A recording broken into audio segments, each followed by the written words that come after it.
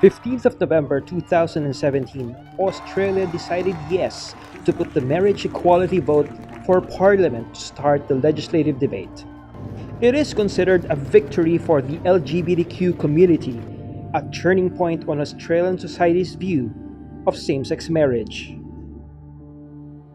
In this report, we talk about the instrumental role of social media in the marriage vote, how social media reflected and influenced public opinion, how it amplified the dark side of the debate, and highlighting the dominant arguments of the yes and no vote in social media.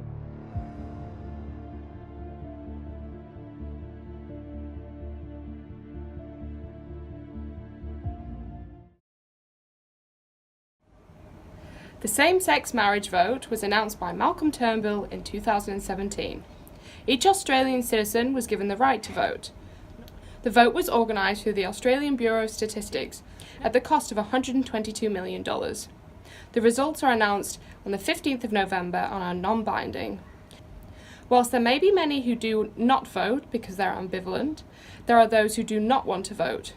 This vote has also seen Australian society divided into two, yes and no.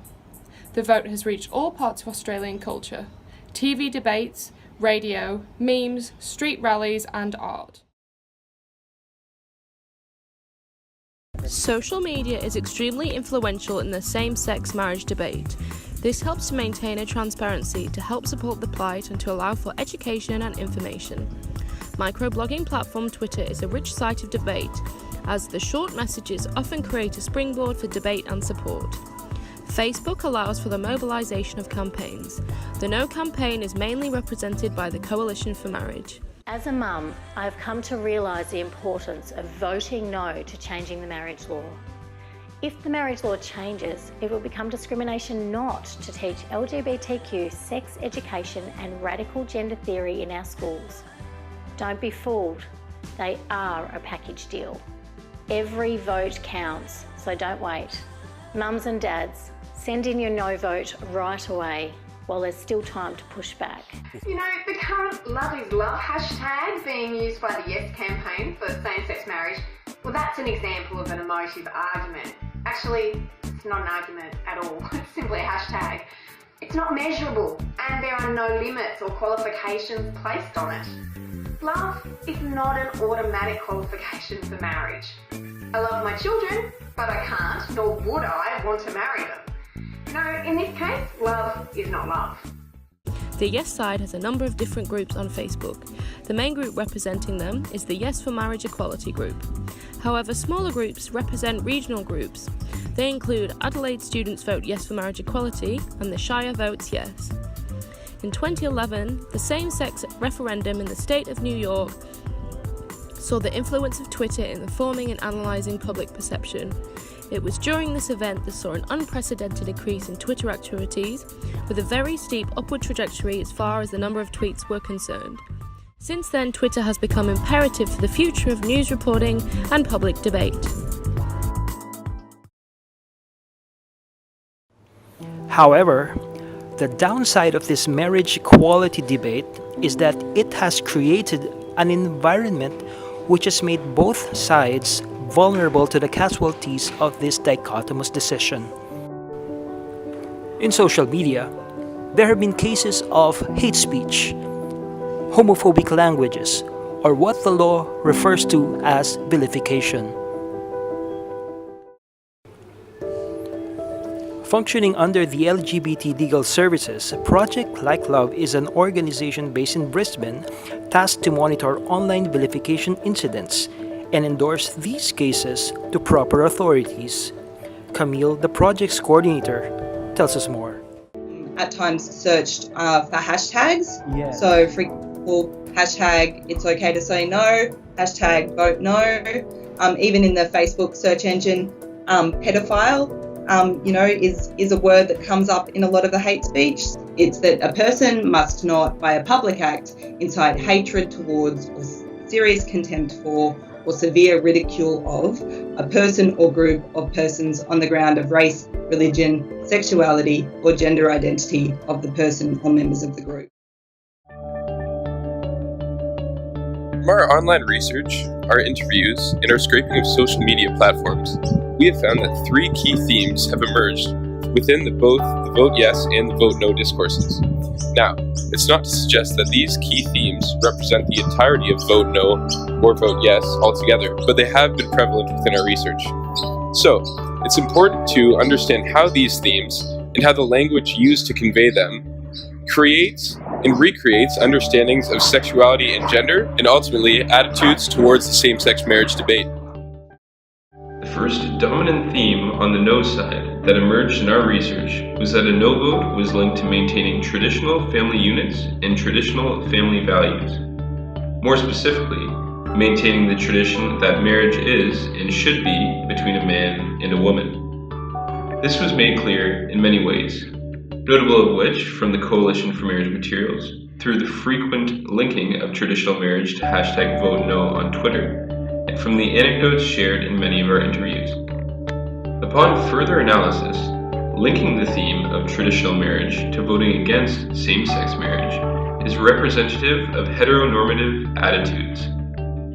Heteronormativity refers to the perception or normative system that states that heterosexuality, relationships between males and females, and binary genders of male and female is normal, and that other sexual and gender identities in relationships that fall outside this categorization are different or abnormal. Thus, the linkage of traditional marriage to voting no helps to normalize heterosexual identities and relationships, and alienate others, which in this case is homosexuality. The second prevalent theme was tying vote no discourse to safe schools discourse. As discussed earlier, the Safe School Initiative attempts to make schools inclusive of pluralistic sexual and gender identities. In this case, vote no was tied to the Safe School counter movement so that children in Australian schools would not be exposed to untraditional or non-heterosexual identities and relationships.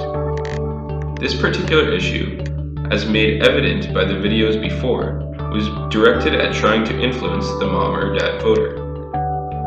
In some of the more drastic threads of discourse, tweets, and videos, language like radical and perverse was used with pernicious intent to further alienate non-heterosexual identities, while correspondingly normalizing or privileging heterosexuality. This use of language is representative of homo-hysteric culture.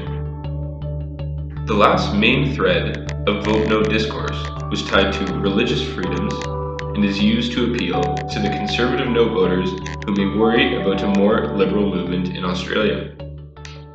This discourse suggests that allowing same-sex marriage would hinder people from being able to worship freely and have free political beliefs. The language used in this discourse suggests that there is an incompatibility with same-sex marriage in certain religious and/or political beliefs, and that they cannot coexist. The first dominant thread of discourse on the yes side centered in on themes of fairness and equality. In this case, words linked with acceptance, inclusiveness, and tolerance, as well as love as universal, were used. This is emblematic of pro-gay culture, whereby language is used that is representative of non-heterosexual identities and non-binary genders. This language promotes and seeks to normalize pluralistic identities, whether heterosexual or homosexual, and does not have a negative social impact where it privileges one identity over the other.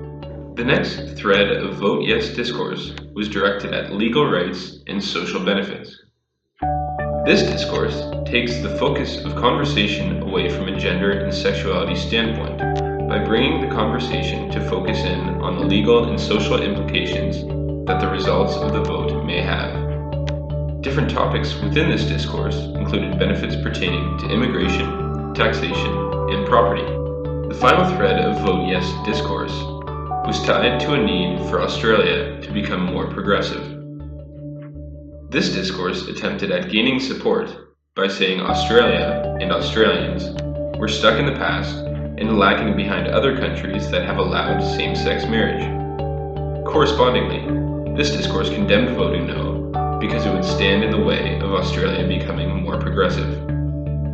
This shows that vilification and condemnation of those holding differing perspectives and attitudes towards the same-sex marriage debate exists on both sides of the vote. At the end of the tunnel, social media has become a positive outlet for empowerment for some members of the LGBTQ. It has become a channel for resistance to heteronormativity and homophobia, and a means to renegotiate their position to create a more positive depiction of their image in modern society. Social media activity, our lives have been positively portrayed to our family, our friends, and beyond. Right now, social media plays an important role just to help people understand that legalizing same-sex marriage is a right that everybody deserves. Social media actually helped me. I've seen other friends, they have a friend, a gay friend, they got a boyfriend, they're happy. And so I've seen these sort of things happening in the past. So that's why I feel like maybe if I come out, other people will accept me as well. A lot of my guy friend, like straight guy friends, they actually commenting on my WeChat. They say, Zemo, I don't care who you are. You're my friend, so I'm gonna support you whoever you are. So I was really surprised.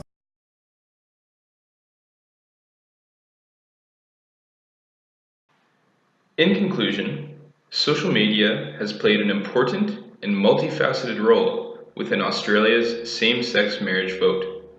For those voting both yes and no, it has been used to voice opinion, to raise awareness, to rally support, to educate, and to organize.